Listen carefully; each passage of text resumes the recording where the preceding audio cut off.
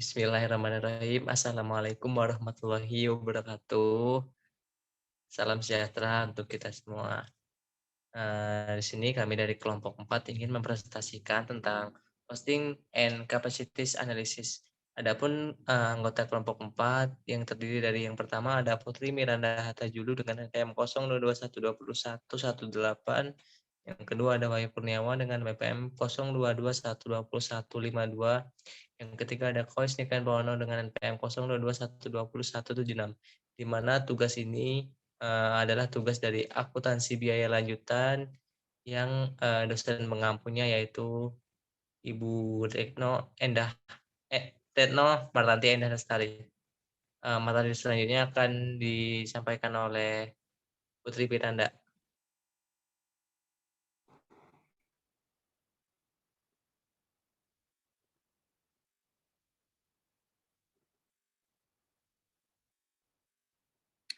Di sini saya akan menjelaskan dua jenis cara untuk menentukan cost suatu inventory. Yang pertama ini ada direct costing atau biasa disebut variable costing, yang kedua full costing atau biasa disebut full absorption costing. Full costing dan variable costing pada dasarnya merupakan metode yang berkaitan dengan penentuan harga pokok produksi atau HPP. Dalam metode full costing, semua biaya produksi diperhitungkan ke dalam harga pokok produksi. Hal tersebut menunjukkan bahwa metode full costing ini tidak membedakan antara biaya produksi variabel dan biaya produksi tetap, karena akan dimasukkan ke dalam harga pokok produksi. Sehingga biaya produksi tetap tersebut masih melekat pada produk yang belum terjual. Dengan begitu, tidak membebankan untuk kelangsungan bisnis selanjutnya dan pada periode cost. Sedangkan metode variable costing ini merupakan metode penentuan harga pokok produksi yang hanya memasukkan biaya-biaya yang bersifat variabel ke dalam harga pokok produksi. Yang mana untuk biaya produksi tetap sendiri dianggap sebagai periode cost, sehingga tidak ada biaya tetap yang belum dibebankan pada periode tersebut. Next.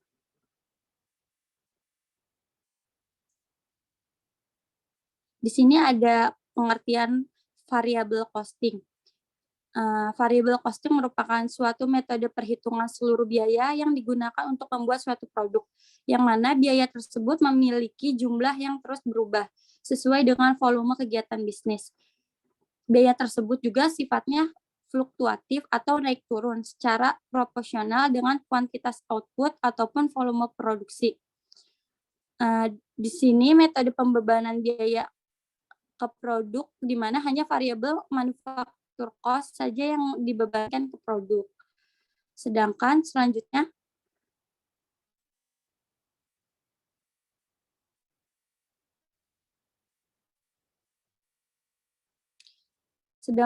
full costing adalah suatu metode di dalam dunia akuntansi yang menjelaskan bahwa seluruh biaya yang dikeluarkan di dalam proses produksi akan dimanfaatkan sebagai indikator penting untuk menghitung total biaya per unit atau produksi di dalam suatu kegiatan bisnis.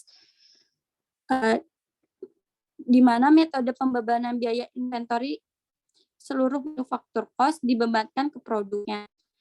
Nah, contoh biaya-biaya yang dimasukkan dalam full costing ini meliputi variabel, biaya tetap, biaya langsung, biaya investasi, dan seluruh biaya yang dimanfaatkan untuk proses produksi. Selanjutnya akan dibacakan oleh Kois Niken Pauno. Di sini ada tabel full absorption costing dan juga direct costing atau variable costing. Penjelasannya akan saya jelaskan di next selanjutnya slide. Di sini ada inventoriable cost adalah segala biaya yang akan menjadi aset di neraca ketika biaya tersebut terjadi dan baru menjadi COGS hanya ketika barang sudah terjual atau seluruh biaya terkait langsung dengan produk. Period cost adalah biaya yang segala biaya pada income statement selain biaya COGS, biaya yang tidak terkait secara langsung ke produk. Contohnya itu ada operating expense. Next.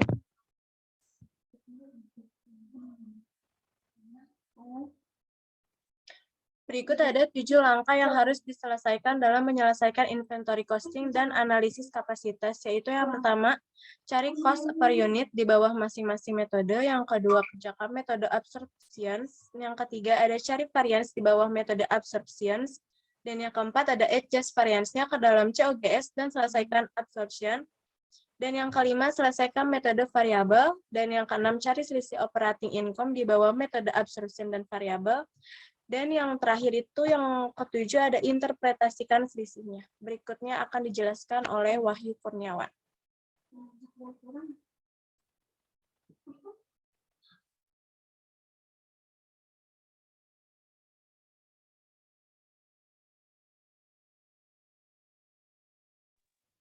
Baiklah, di sini ada tabel kriteria variabel direct costing. Kriteria jenis income statement. Variabel atau direct costing yaitu contribution margin atau I per S. Full absorption costing yaitu gross profit atau yang disebut I per S. Jenis cost yang masuk adalah inventory, variabel atau direct costing, semua variabel cost, full upgrade costing yaitu semula manufacturing cost, yang terakhir ada kriteria jenis COGS, variabel atau direct costingnya yaitu variable jobs, full absorption costing yaitu COGS. Baiklah, di sini ada keunggulan direct costing. Yang pertama yaitu setting price atau yang sering disebut dengan penentuan harga yang lebih tepat. Yang kedua ada produk profitability yang sering disebut sebagai dasar untuk mengatur operating income suatu perusahaan. Dan yang terakhir ada decision making, yaitu sebagai dasar pengambilan keputusan. Contohnya, kapan perusahaan harus melakukan perubahan dalam produksinya.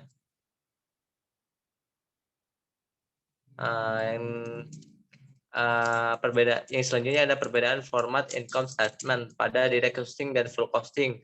Untuk tabelnya ada di slide berikutnya, yaitu yang pertama ada unit full absorbing costing, formatnya yaitu sales dalam kurung QS dikali SP. Cost of goods sold atau yang sering disebut COGS yang meliputi direct material atau dalam kurung QS dikali DM per unit. Yang kedua ada direct labor dalam kurung QS dikali DL net per unit. Yang ketiga yaitu variable FOH dalam kurung QS dikali FOH rate per unit. Yang keempat ada fixed FOH dalam kurung QS dikali V FOH rate per unit, dengan hasil total cost goods per sold. Ya, dan maka dihasilkan gross profit atau yang sering disebut GP dikurangi selling general administrasi atau penghasilan administrasi lainnya. Yang pertama ada variabel SGA, yang kedua ada fixed SGA, maka diperoleh total SGA dari gross profit itu dikurangi dari total SGA, maka dihasilkan operating income. Sedangkan pada other direct costing strukturnya yaitu sales atau yang disebut QS dikali SP dengan variable cost meliputi direct material dalam kurung QS dikali DM per unit. Yang kedua ada direct labor dalam kurung QS dikali DL rate per unit. Yang ketiga ada variable FOH yang dalam kurung QS kali FOH per unit. Yang keempat ada variable SGA, maka diperoleh total variable cost. Dari total variable cost itu dikurang dari sales yaitu dikurangi total variable cost, maka menghasilkan contribution margin.